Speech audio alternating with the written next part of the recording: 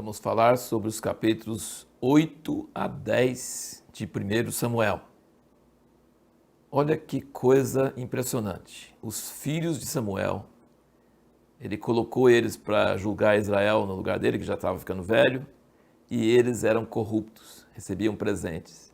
Ou seja, Samuel também não conseguiu criar filhos, assim como Eli, que foi o mentor dele, também não criou os filhos. E a primeira mensagem que Samuel ouve de Deus era o juízo de Deus sobre Eli, porque ele não exigiu dos filhos santidade. Esse problema de criar filhos que tenham caráter dos pais é um problema sério. Lembra que nós falamos que o livro de Juízes todinho aconteceu porque uma geração, a geração de Josué, não conseguiu passar para a próxima geração o temor de Deus? Enquanto a velha geração estava viva, seguiram a Deus, mas a próxima geração não seguiu. E as últimas palavras do Velho Testamento falam que Deus vai resolver esse problema geracional, ele vai converter o coração dos pais aos filhos e dos filhos aos seus pais.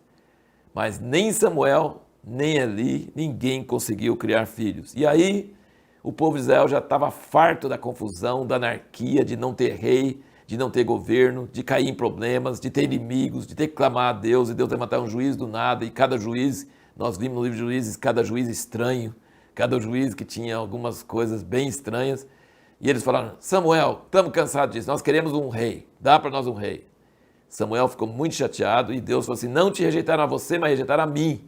E a gente pensa: poxa, mas o povo tinha um pouco de razão, era muita confusão. Mas a motivação do povo era errada. Eles não queriam depender de Deus. Eles não queriam ser povo especial de Deus. Eles queriam ser como as outras nações. Eles queriam ter um sistema, um governo, um rei que resolvia o problema deles. Mas o problema deles não era governo.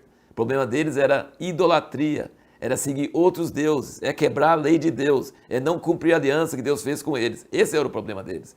Mas não, eles queriam um atalho. Todas as outras nações têm reis, a gente também quer rei. E aí Samuel chorou, clamou, e Deus falou com ele. E Deus deu um rei para eles. Deus escolheu um rei para eles. Mas ele falou com eles que esse rei ia ser um problema, e avisou eles, mas eles queriam um rei a si mesmo. E mesmo pedindo com o coração errado, Deus já estava preparando o rei segundo o coração dele. Porque nós vimos no livro de Ruth, que o filho de Ruth ia ser avô de Davi, pai de Jessé, Jessé ia ser pai de Davi, depois nós vamos ver que Davi é antecessor de Jesus. Então Deus consegue pegar até motivações erradas, Deus consegue pegar até pedidos errados, coisas que ele repreende, mas ele transforma isso em bem, no fim das contas. Mas até chegar lá é uma boa caminhada. E Deus falou para Samuel que ia trazer um homem para ele. E Samuel reservou um lugar de honra para esse homem. E, inclusive, uma parte do sacrifício, do churrasco, ele reservou para ele, sem conhecer. E Saul, que era esse cara chamado por Deus, ele não tinha a menor noção que iria ser rei, porque ele era da tribo de Benjamim, lembra?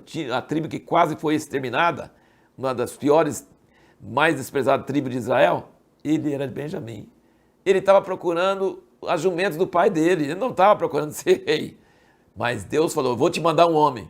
Veja como é que Deus faz as coisas. Deus às vezes manda pessoas para outras pessoas e a própria pessoa nem sabe o que ela está sendo mandada. Ela está indo atrás de quer beber água, que sei lá, quer achar uma coisa perdida. E aí Saul chega, Samuel fala com ele sobre os jumentos que já foram achados, leva ele para o lugar que já tinha reservado para ele e no fim da conversa manda o moço dele ir lá para frente e unge ele como rei de Israel. Só Samuel e Saul, só os dois. Sem ninguém para testemunhar, ninguém para ver. E eu queria que você entendesse duas coisas. Primeiro, ser rei sobre Israel naquela época, naquela hora, não era grande vantagem não, tá? Israel era um povo desprezado, você vê na frente que eles não tinham nem ferramenteiro para amolar as enxadas, eles não tinham espada, eles não tinham nada, era um povo escravizado. E ser rei desse povo escravizado era chamar você para uma fria, né? Pegar uma nação na pior.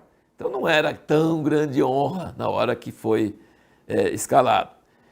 E eu queria ler para você alguns versículos aqui do capítulo 10, para você notar a resposta à nossa pergunta do último vídeo, que é o seguinte: veja o que a Bíblia fala, isso é muito surpreendente.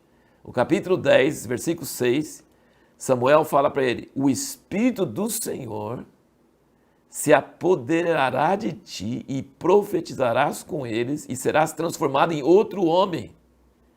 O Espírito do Senhor se apoderará de ti, profetizarás com eles e serás transformado em outro homem. Para nós, se isso acontecer com a pessoa, ela está salva, ela está feita, ela vai ser bem sucedida o resto da vida dela, porque Deus escolheu ela, o Espírito do Senhor veio sobre ela, profetiza e será transformado em outro homem. E no versículo 9 diz, ao virar Saul as costas para se apartar de Samuel, Deus lhe mudou o coração em outro, e todos esses sinais aconteceram naquele mesmo dia.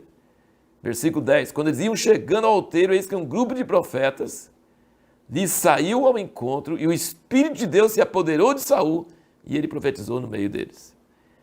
Então, infelizmente, todas essas coisas podem acontecer com a pessoa, e no fim a pessoa não se dá bem. Nós vamos estar acompanhando a história de Saul, e nós vamos ver como isso acontece.